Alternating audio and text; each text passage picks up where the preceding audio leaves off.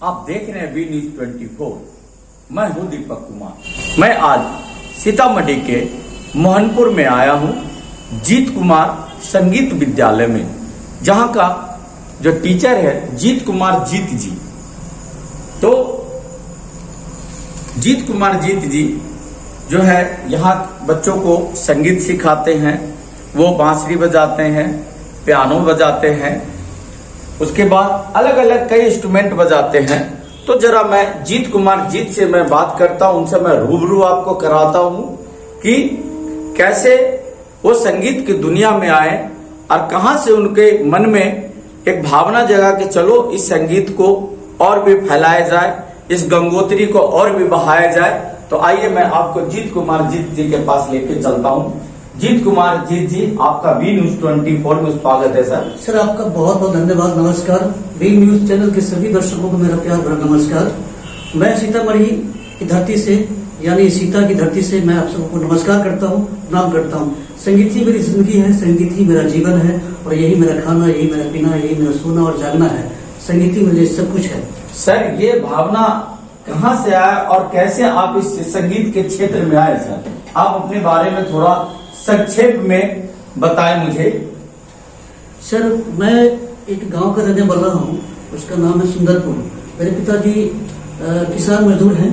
क्योंकि परिवार में भी सांगीतिक माहौल था, वहाँ के पिताजी गांव में कीर्तन में हिस्सा लेते थे, भजन मंडली में जाते थे। तो वहाँ से मुझे संगीत में रुचि बढ़ी। क्योंकि मेरे घर पे हारमोनियम रहती थी, ढोलक होते थे, झाल मंजीरा और बहुत सारे इंस्ट्रूमेंट होते थे। चाचा जी भी गांव में नाच करते थे। तो मैंने सोचा कि मैं संगीत की विधिवत शिक्षा लूंगा, डिग्री लूंगा। तो इसके लिए मैंने संगीत यूनिवर्सिटी से संगीत की डिग्री ली। प्राचीन कला चंडीगढ़ से मैंने MUS किया और इस माध्यम से मैं डिग्री कॉलेज में प्रोफेसर भी हूँ। यानी मैं गाँव से मैं ही संगीत से जुड़ गया था, परिवार में संगीत का माहौल होने की वजह से। अच्छा सर, एक बात बताइए, आपका कोई गुरु भी था या ऐसे ही आपका जो पिताजी कीर्तन करते थे, मंडली करते थे, ऐसे आपने भी इसी तरीके से गाना बजाना किया और वहां से शुरू हो गए? नहीं, मैंने विधिवत मैंने शिक्षा ली है इसकी। तो मेरे जो प्रारंभिक गुरु हैं श्री टूनू प्रसाद वर्मा साहब, डुमरा के रहने वाले हैं, वहाँ मैंने उनसे प्रारंभिक शिक्षा ली है। और बाद में मैंने मुंबई में सीखा। मुंबई में मैं रहता हूँ, वहाँ मैं कुछ कर रहा हूँ। और जब मैं सीतामढ़ी में रहना होता है, मुझे रहना होता है, तो यहाँ मैं संगीत सेंटर चलाता हूँ। यहाँ मैं लोगों को सिखाता हूँ, सीखता हूँ। तो जीत जी ये बताएं, आप मेरे दर्शकों को बताएं जी। क्या क्या बजाते हैं और क्या क्या गाते हैं? मैं वोकल क्लासिकल में मैंने डिग्री ली है सर, शास्त्रीय गाने में मैंने इसकी डिग्री ली है। मैं बहुत सारे इंस्ट्रूमेंट बजाता हूँ लगभग, जैसे बांसुरी हुई, मुरली है, बांसुरी भी कहें, सिंथेसाइजर हुआ, हारमोनियम ये है। इसके बाद ये नाल हुआ, लेकिन मैं नाल नहीं बजाता हूँ, नाल की जानकारी मुझे है। हारमोनियम बजाता हूँ, कीबोर्ड बजाता हूँ, बांसुरी बजाता हूँ, गिटार बजाता हूँ और बहुत सारे इंस्ट्रूमेंट। तो ये जो बच्चा जो बैठा आपके क्या शिष्य है ये? जी हाँ, ये क्या नाम है बेटा? गौतम कुमार। तो बेटे आप ये बताओ, कब आप आए यहाँ पे इस विद्यालय में, आपने कब प्रवेश लिया? 15 अगस्त को। और आपको संगीत सीखने की इच्छा कहाँ से हुई? हमारे पापा जी सिखा रहे हैं। पापा जी सिखा रहे हैं या आप अपने मन से सीख रहे हो? हम अपने मन से भी सीख रहे हैं। आपको अच्छा लगता है गीत संगीत? हाँ, अच्छा लगता है। अच्छा लगता है। आपने यहाँ पे क्या सीखा है? बहुत सारे सीखे। क्या चीज सीखे हो? जैसे लाउडली बोलो प्लीज। गाना सब, ये सारे गाना सब सीखे हैं। सारे गाँव सीखे हो? कुछ हमें आप यहाँ बजा के दिखा सकते हैं? क्या सीखा है, क्या बजाते हैं आप यहाँ पे? क्या बजाओगे, बताओ मुझे। सरगम सुनाओ। सरगम गीत, ठीक है। ये बच्चा अभी हमारे दर्शकों को सरगम गीत सुनाने वाला है। तो जरा इस बच्चे का टैलेंट देखें कि ये कितना सीखा है, सर ने कितना इनको सिखाया है। तो चलो अब आप बजा के मुझे दिखाएं।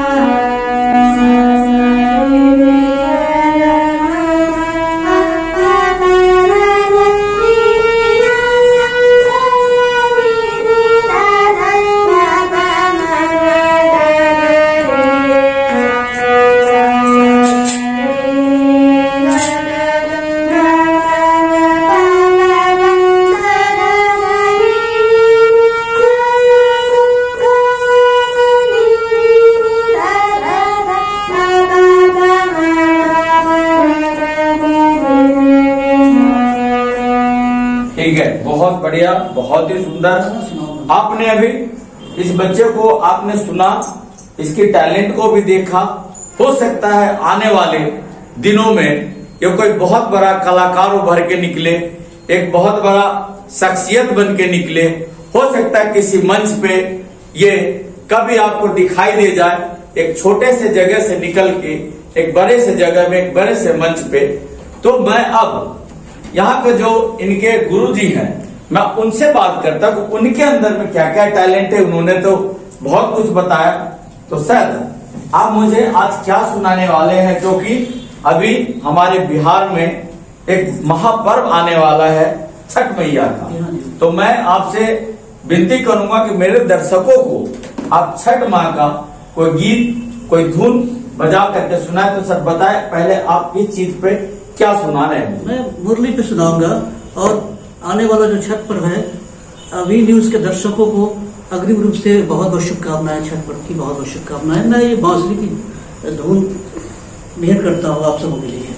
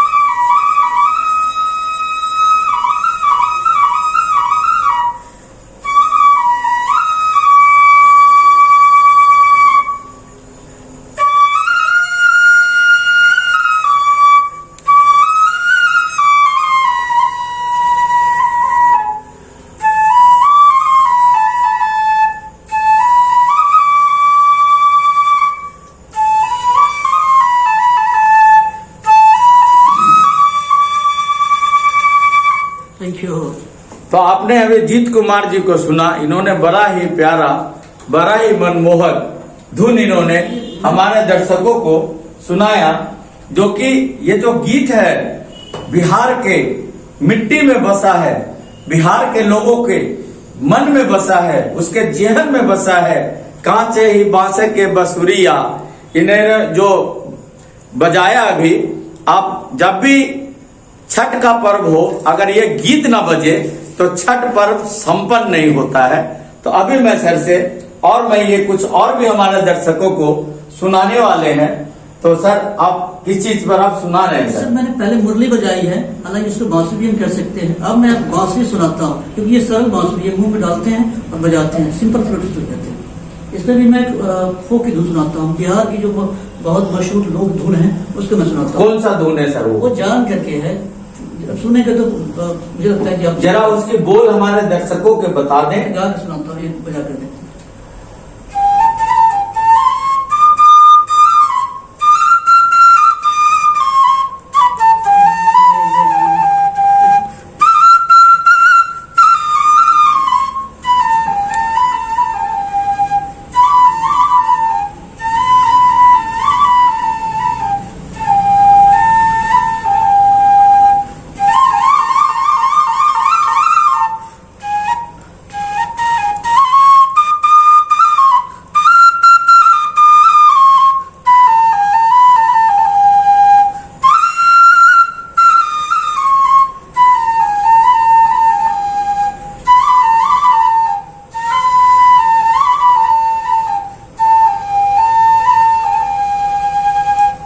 ये जान करके है, इसमें बहुत सारे बोल तो ये आपने इनको अभी बांसुरी पे सुना। अब इसके बाद सर क्या बजाने वाले? बजाता हूँ, हारमोनियम बजाता हूँ। और ये क्या है ये सर? सिंथेसाइजर को कहते हैं। तो इसमें कुछ सुनाएंगे हमारे दर्शकों को? संयोग से क्या हो, सॉरी कीबोर्ड अभी खराब हो गया, अभी तार इसका छोटा है, तब इस समय देंगे तो फिर सुनाऊंगा, नहीं तो मैं हारमोनियम सुनाता हूँ।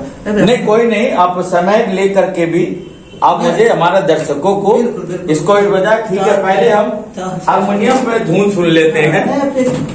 सुनाता हूँ आपको, एक बहुत ही मकबूल नगमा है, बहुत ही प्यारा गीत है, मैं आपको सुनाता गा हूँ। के सुनाएंगे, गा के सुनाएंगे। अच्छा, तो सर अब अभी तो आपने धुन सुना इंस्ट्रूमेंट पे, अब इनकी जरा सुरीली आवाज भी सुने। एक जगजीत साहब का बहुत ही प्यारा गीत है, मैं आपको सुनाता हूँ।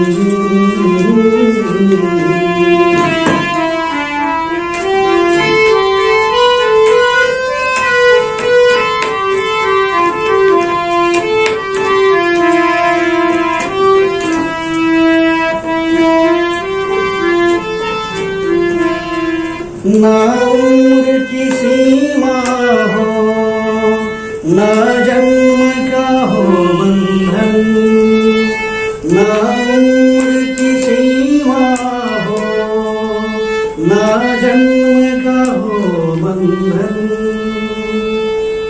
जब प्यार करे कोई तो देखे केवल मन, नई रीत चला कर तुम ये रीत अमर कर दो, नई रीत चला कर तुम ये रीत अमर कर दो। होठों से छू लो तुम मेरा गीत अमर कर दो।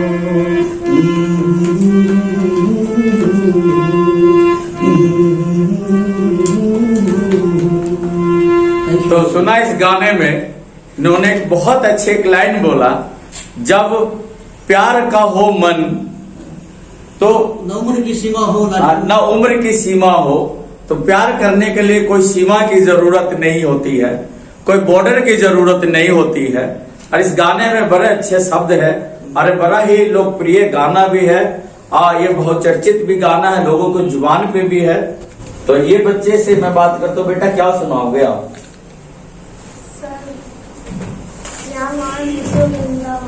अच्छा, शाम आन बसो वृंदावन में जी। तो साहिल सन्निधि, आपका वी न्यूज 24 में फिर से स्वागत है सर। सर, इस न्यूज चैनल ने गर्दा मचा दिया है और सीतामढ़ी को जो आप कवर कर रहे हैं, नंदन अभिनंदन वंदन करता हूँ। ईश्वर करे कि हर पत्रकार को सीता मैया की धरती की ग्राउंड रिपोर्ट्स, बाहर की रिपोर्ट्स तो दुनिया दे ही रही है, वो हम कल तक परसों तक चैनल्स पे देख रहे हैं, लेकिन वी न्यूज जो वी की बातें करती है, वी द पीपल, आज आप जिस जगह पे हमें बैठा के लोगों को सुनवा रहे हैं, इसके लिए भी आपको बहुत बहुत आभार। बिकॉज कि क्रिमिनल्स, नेता, राजनेता, ठेकेदार को बहुत लोग कवर करते हैं, बमुश्किल कोई कलाकार को कवर करता है, और इसके लिए माता सरस्वती का आशीर्वाद आपके ऊपर और इस चैनल्स के ऊपर बनी रहे। तो आपका एक अलग ही रूप था, एक अंदर आपके मन में एक गुब्बार था, यहाँ तो जो विधि व्यवस्था है, हमारी सामाजिक व्यवस्था है, उसके बारे में मैं जान सकता हूँ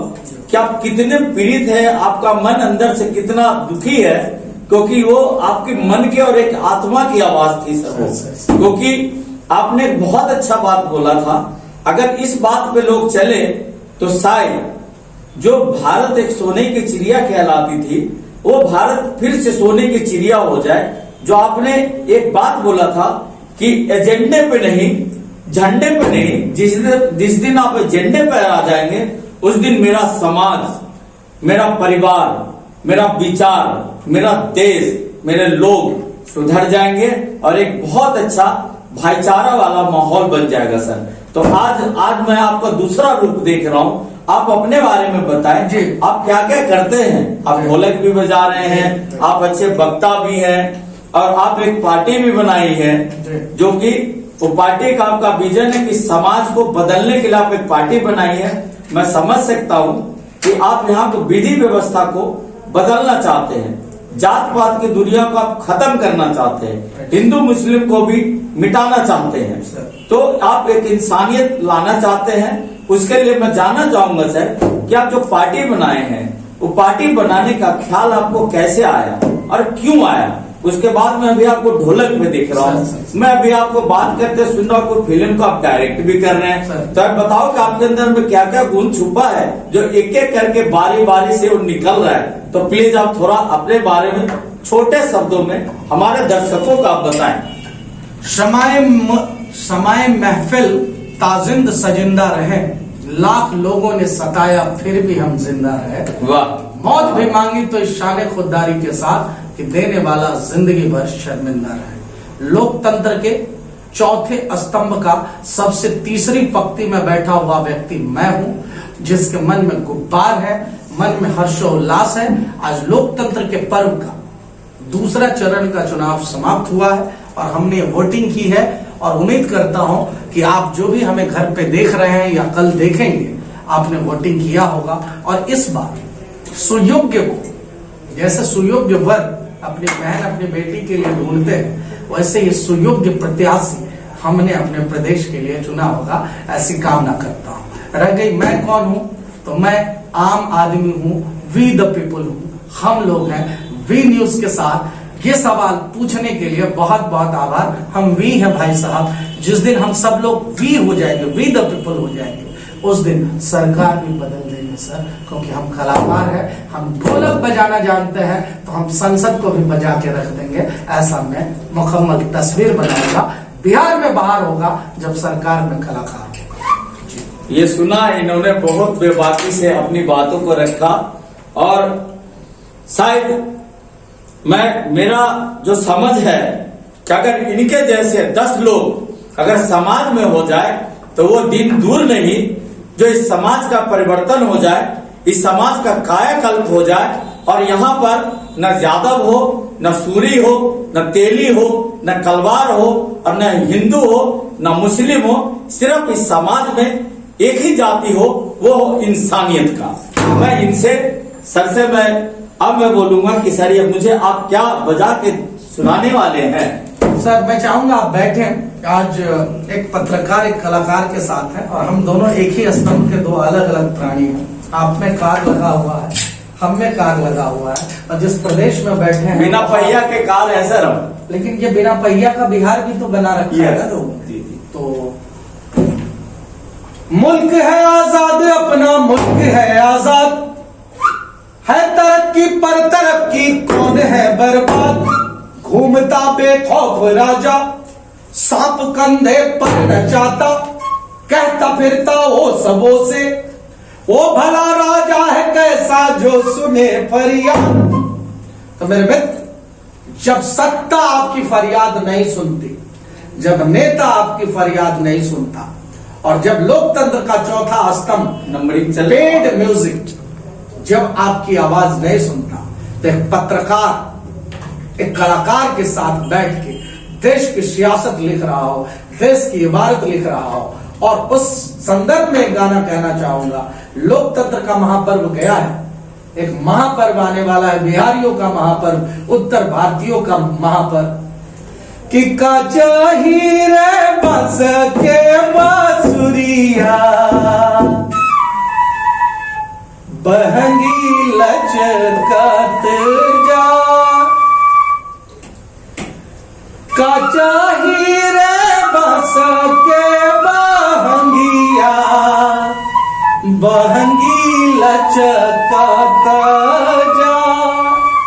तू ता आना रे बिहरिया, क्रिमिनल के वोट जे थामाए, क्या बात है, जे थामाए।